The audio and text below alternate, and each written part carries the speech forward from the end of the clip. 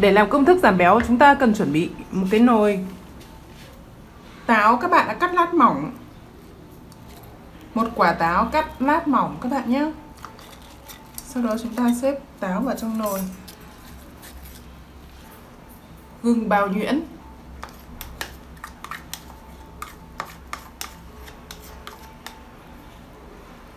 lá nguyệt quế, một cốc nước,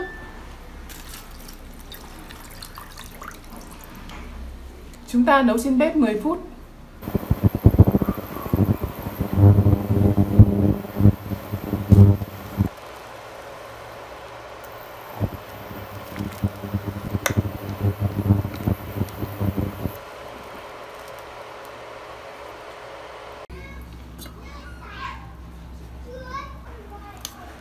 Chúng ta đã có cái hỗn hợp nước táo.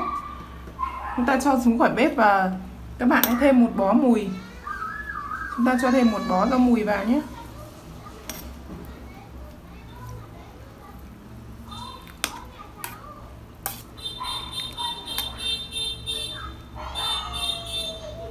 Sau đó chúng ta đậy vung lại. Chúng ta ngâm tiếp 10 phút. Khi ngâm được 10 phút rồi thì chúng ta sẽ lọc lấy, chiết xuất lấy cái nước.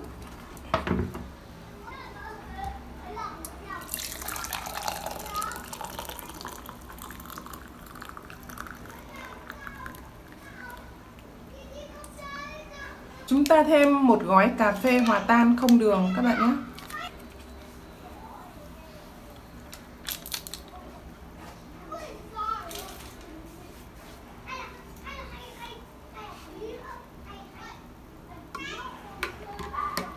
Chúng ta đảo đều.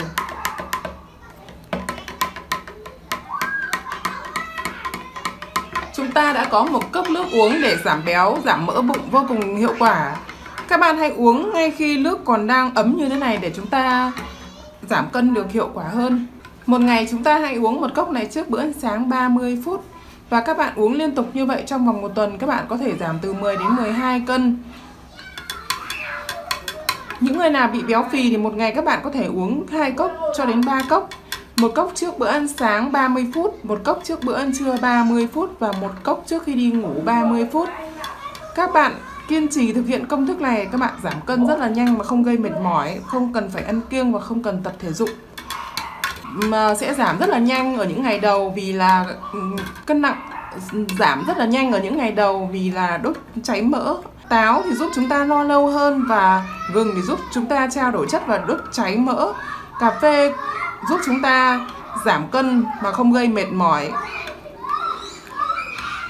Cân nặng sẽ giảm mạnh ở những ngày đầu. Các bạn chú ý uống thật nhiều nước để cơ thể chúng ta giảm cân, không bị mất nước các bạn nhé.